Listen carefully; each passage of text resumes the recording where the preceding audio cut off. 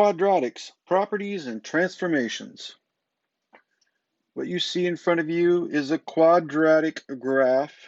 Notice the equation y equals x squared minus 2x minus 3. The quadratic makes a shape called a parabola. Things with this shape are parabolic, and we use parabolic shapes for lenses and mirrors. The Hubble telescope contains a giant parabolic mirror, and when they first put it into space, the mirror changed shape, and that changed the focus, and it had to spend a lot of money to fix it. Things you need to know about a quadratic. The equation you see, y equals x squared minus 2x minus 3, is called standard form.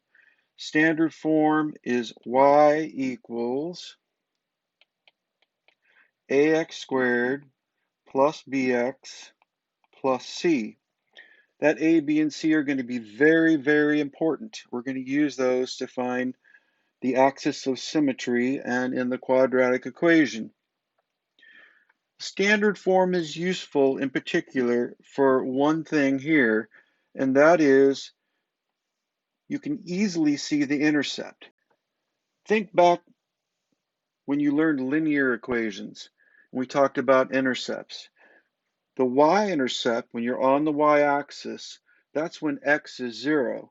And notice this equation, if I plug in x is 0, it's y equals 0 squared minus 2 times 0 minus 3. In other words, y is negative 3. Notice right here the intercept, negative 3. Yes, this number is always the intercept, because when you plug in x is 0, you get that number. Standard form is a really quick way to find the intercept, and we use it for other things too. Vertex form. These two equations are exactly the same equation. And in the next few days, we will learn how to put an equation in vertex form. But if you take this equation and FOIL it out, x minus 1 times x minus 1, and FOIL, multiply it out, and combine that with the negative 4, you're going to get the standard form equation. They are the same equation. Vertex form is y equals a times x minus h squared plus k. And it turns out the vertex, and you're going to need to know this, but we'll give you some examples. The vertex in this case is h comma k. The reason for that is when a is positive, when the number in front is positive, and yes, it's the same a, when the number in front is positive, your parabola always opens upward. And when the parabola opens upward, this is the lowest y value. So look at this equation and think about what x would produce the very smallest y value. The smallest you can make this is make the thing that's squared 0. You can't make it negative. When you square something, it's always positive. And the number that makes that squared thing 0 is x equal 1. Because when I plug in 1, 1 minus 1 is 0, and 0 squared is 0, and y ends up being negative 4. Notice the vertex then is 1, negative 4. When it's in vertex form, you can easily see the vertex. The x is what you plug in that makes 0, and the y of the vertex is always that number right there. And the reason it's the vertex is because the lowest point, the lowest y value, the smallest number you can make in this equation is when you plug in x as 1, because that squared thing can't be negative. The smallest it can be is 0. So 1 makes that 0, then y is negative 4. All right, a couple of vocabulary words. This point at the bottom, this is called the vertex of the parabola. It could be at the top too if the thing is flipped over, if it was reflected. And this line, and we're going to talk about how to find that line, there's an equation for it, that the line that passes through the vertex. Now notice the vertex here, again, was 1, -4. This line is called the Axis of Symmetry. It's a line of symmetry because you could fold the parabola over that line. It would match up with itself. And the equation for a vertical line, remember, is x equals something. On this line, every x is the same value. In fact, on this line, every x is equal to 1. Time to make an observation. X equal 1 is the equation of the axis of symmetry. And the ordered pair of the vertex, of course, has an x of 1. If you find the axis of symmetry, if you find that, we have an equation to do that, that will be the x of the vertex, and you can plug it in the equation and then find the y value. You heard me say that there's a formula to find the vertex. Well, actually, it's a formula to find the axis of symmetry. And through some magic of algebra, and you can look this in the book, the proof is in our textbook, just take a look in the back and look up axis of symmetry. You could also Google it. It turns out that the axis of symmetry every single time is -b over 2a. Remember, this is ax squared plus bx plus c.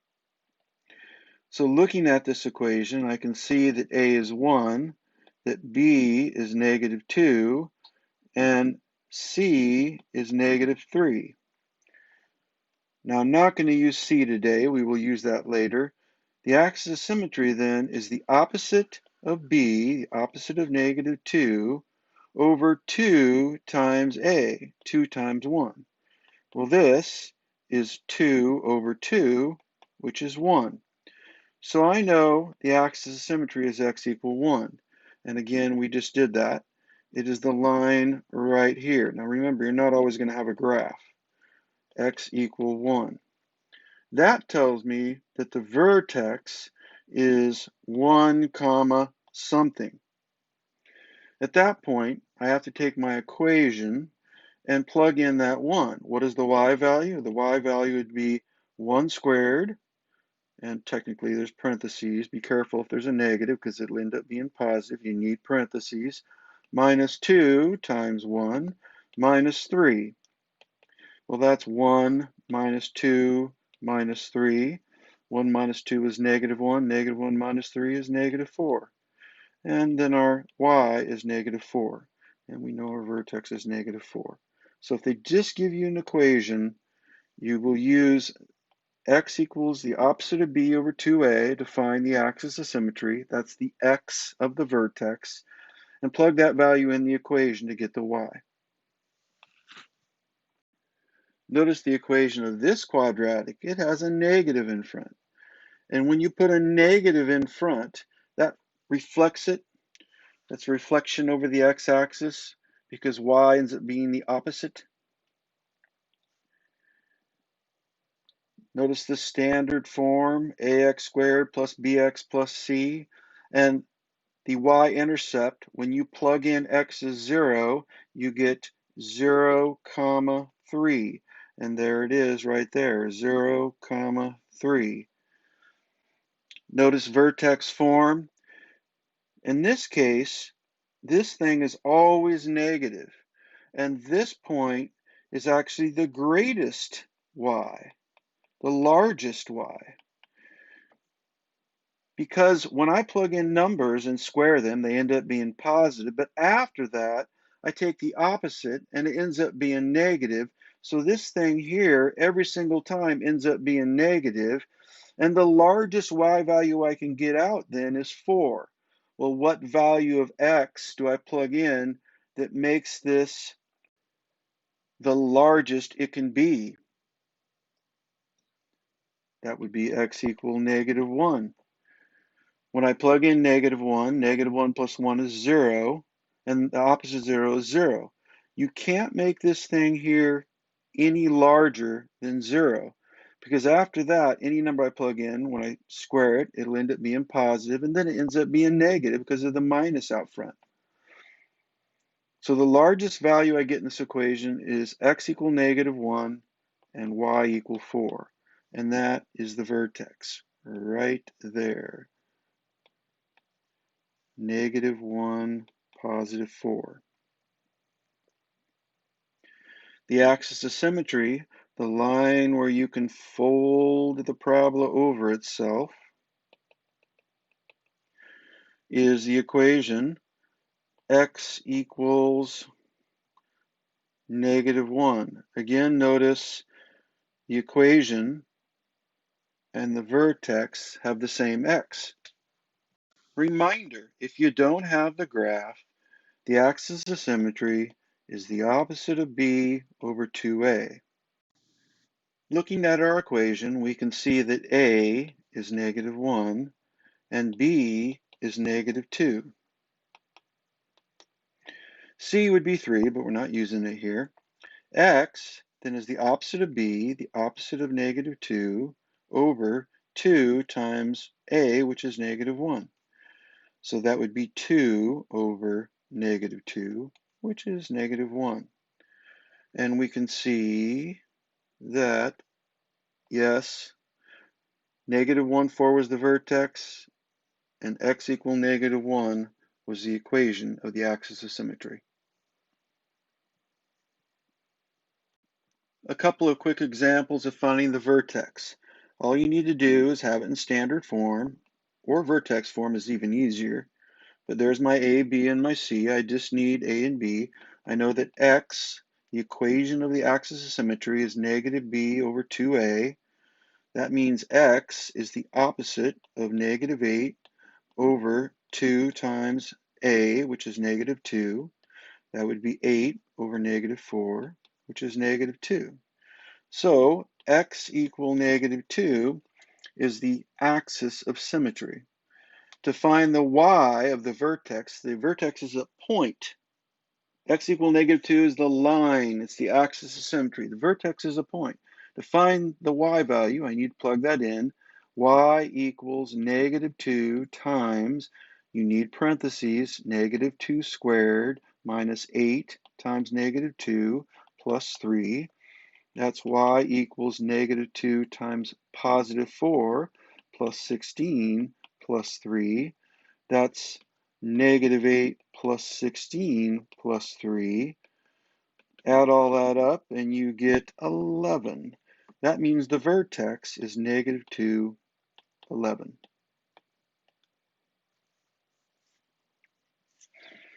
For the next one, my A, B, and my C, I'll take x, which is -b over 2a, and I'll punch in the opposite of -3 over 2 times 1.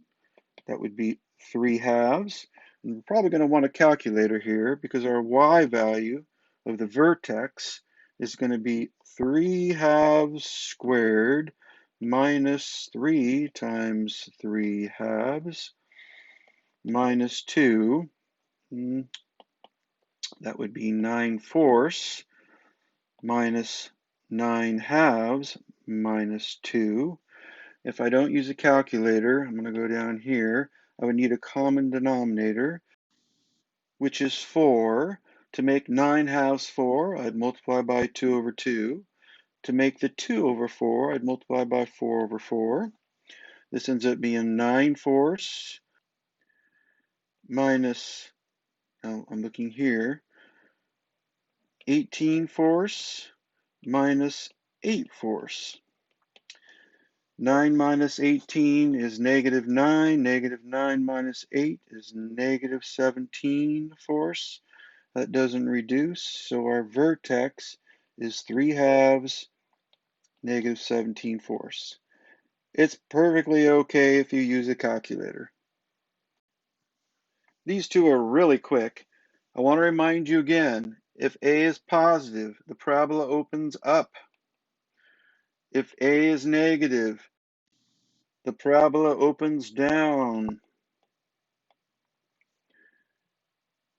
The vertex is basically the value you plug in that makes 0. In this case, 3 minus 3 is 0. 0 squared is 0 times 2 is 0, and then y ends up being negative 5. The vertex here is the smallest y value this equation can produce. For the other equation, it opens down, and the vertex is the largest value, the largest y value it can produce. Since the a value is negative, this quantity always ends up being negative every single time, which means the largest value it can produce is 0. And that is when you plug in negative 2 for x. Negative 2 is your x value of the vertex. When I plug in negative 2, that's 0 squared times negative 3, and y is 1. A lot of these questions are really quick, but these are from your assignment. Put a dot at the vertex. Done. What are the coordinates? Negative 1, 2. The vertex, is it a minimum or a maximum? It is a maximum because this is the very largest y value the equation can produce. Question 4. Does that thing open up or down? It opens down. The vertex is the point right there. It's negative 3, 1. The y-intercept is right there. It's 0, negative 8. And the x-intercepts are right here and right here. The x-intercepts are negative 4, and you just have to separate them with a comma. Negative 4, comma, negative 2. Find the coordinates of the vertex. This thing will open downward. I know that because I have a negative there. So I'm looking for the very largest y value the equation can create. And this quantity right here will always be negative every single time. The largest this quantity can be then is 0. What value creates 0? Well, that would be x equal 1. And when I plug in 1, 0 squared is 0, 0 times negative 3 is 0, and y would be 48. So the vertex is the ordered pair 1, 48. In WAMAP, you only need 2 points to graph a parabola. If we were doing it by hand, we'd need more than 2. One that's very easy to find is the vertex. What value creates 0? That would be negative 2 for x. And when you plug in negative 2, y would be 1. Notice that if I plug in, I'm thinking of a table, if I plug in 1, 1 plus 2 is 3, 3 squared is 9, 9 plus 1 is 10. That's not on your graph. So this one's out. How about negative 1? You're just going to have to try some and find 2 of them that are on your graph. If I plug in negative 1, negative 1 plus 2 is 1. 1 squared is 1. 1 plus 1 is 2. There are your 2 points. All you need to do is grab the line tool and first of all click on the vertex, negative 2, 1, and then grab the next point, negative 1, 2, and click and let go, and you graphed your parabola. Note that this one is negative. It opens downward. So you have to plot them in the correct order and make sure it ends up opening upside down. Again, I would grab the vertex first. That's what you want to do. What creates 0? Well, that would be x equal negative 2. And when you plug in negative 2, y ends up being negative 1. We need to find another point. Let's see if 1 works. 1 plus 2 is 3. 3 squared is 9. The opposite ends up being negative 9. Minus 1 is negative 10. That one's out. Negative 10 for y is not on our graph. So let's try -1 again. When I plug in -1, -1 plus 2 is 1, 1 squared is 1. The opposite, that occurs after it, is -1 minus 1 is -2. Click on your vertex first, -2, -1, then grab the next point. Make sure you grab your line tool, and -1, -2 is right there. This thing, remember, should open downward.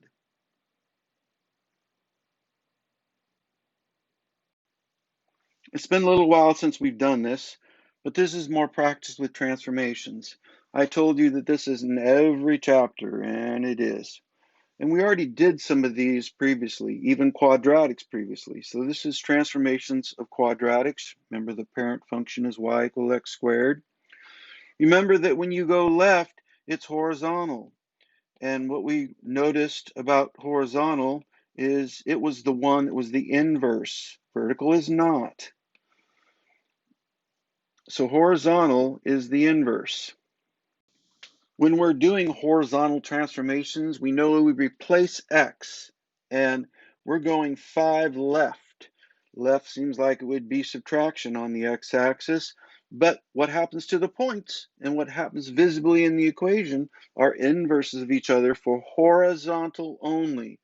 So left, rather than being minus, is plus. It's horizontal. I'm going to replace x. Replace x with x plus 5.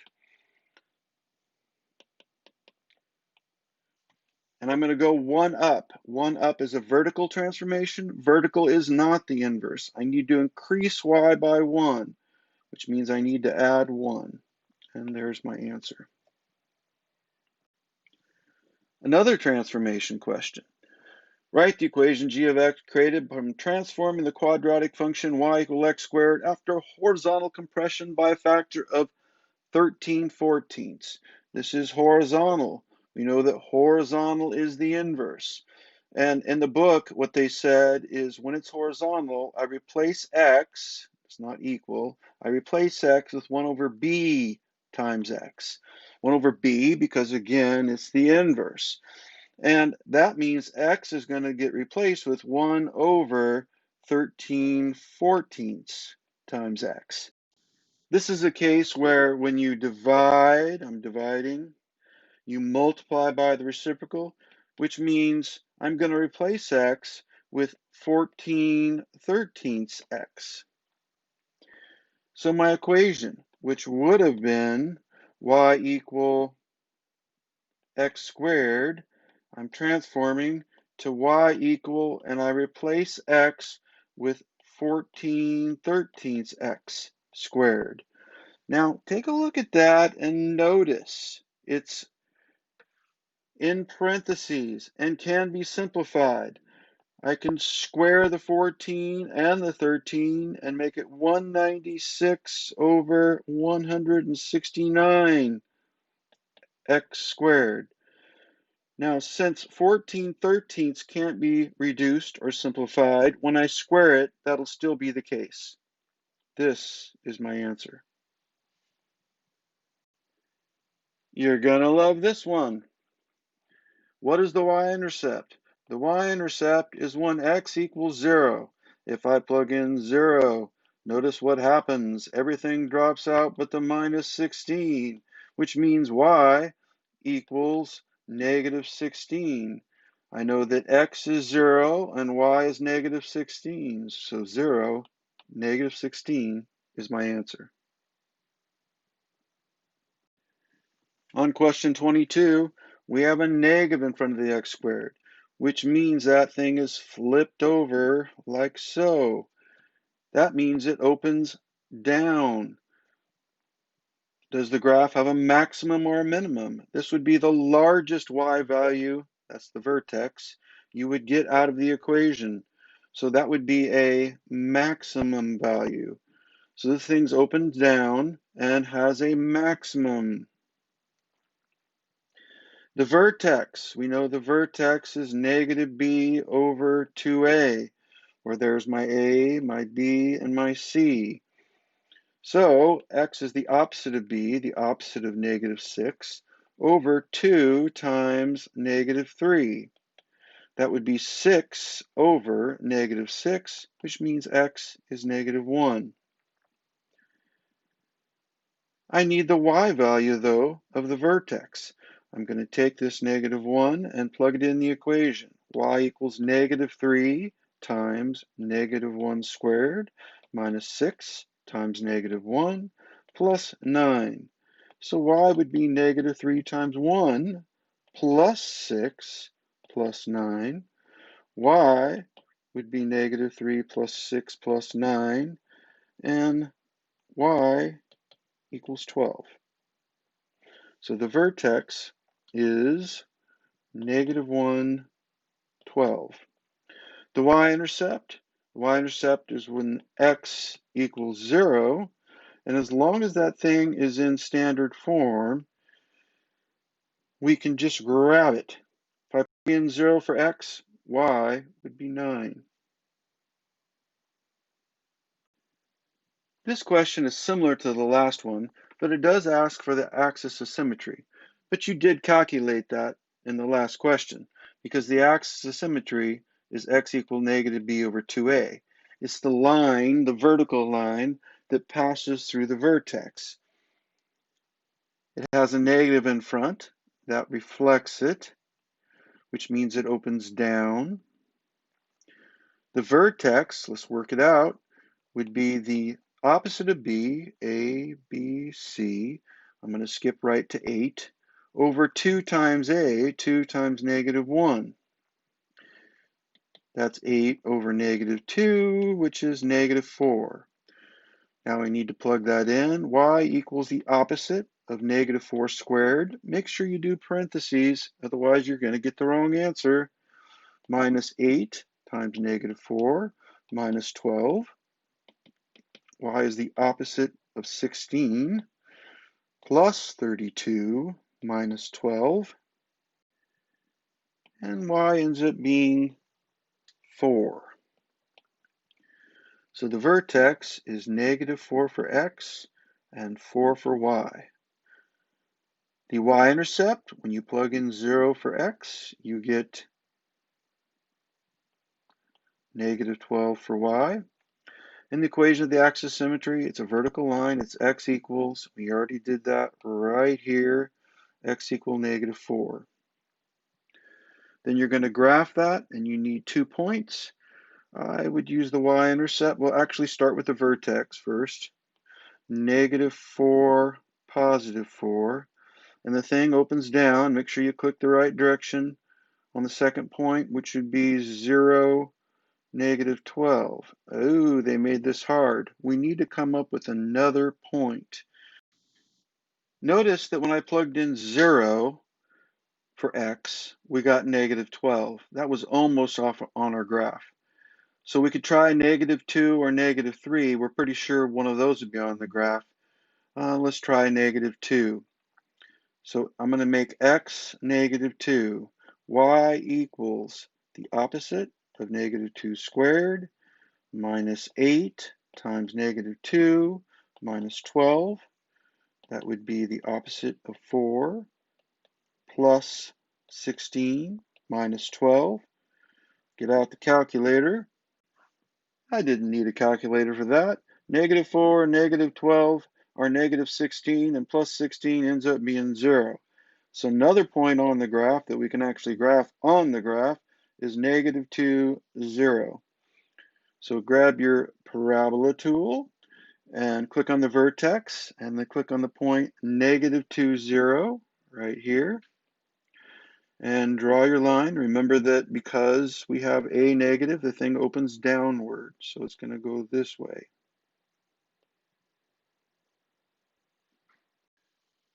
There are a few questions like this. The thing I don't want you to do is get confused between equation and points. Within the equation, what we see happening horizontally is the inverse of what happens to the points. But when they describe it in this way, when they just give you words, that's not the equation. If we were making the equation, right, we would do the inverse. for horizontal only. But we're not making the equation, we're graphing. So if you get a horizontal like this, descriptions, don't do the inverse. That's only for the equation. Relationship between equation and points, horizontal. So in this case, y equal x squared, think of what the table would look like for your parent function. Negative 2 squared would be 4, negative 1 squared would be 1, 0 squared would be 0, 1 squared would be 1, 2 squared would be 4. This is the parent function, y equal x squared, and you're going to shift that thing. Now, let's plot a couple of those points and think about this. 0, 0, negative 1, 1, and 1, 1, negative 2, 4, and 2, 4. And we'll grab a different color. Now we're going to compress this by a factor of a fourth.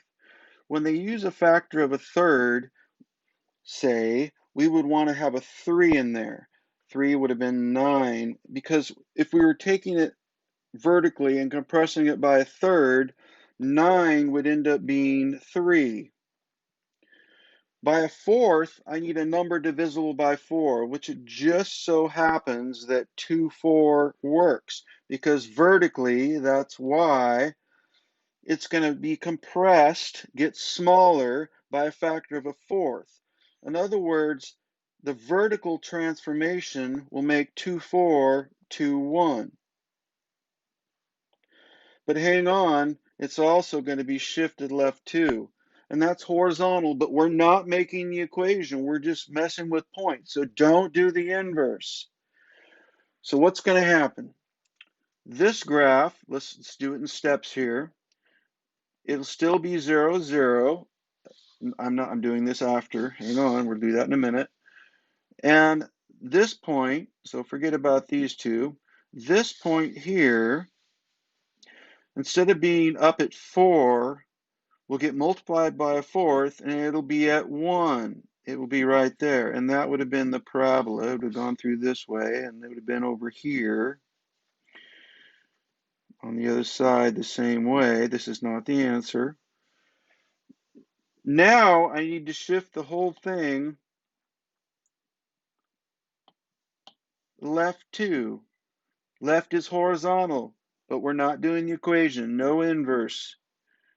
So here goes. I'm going to shift the thing left 2.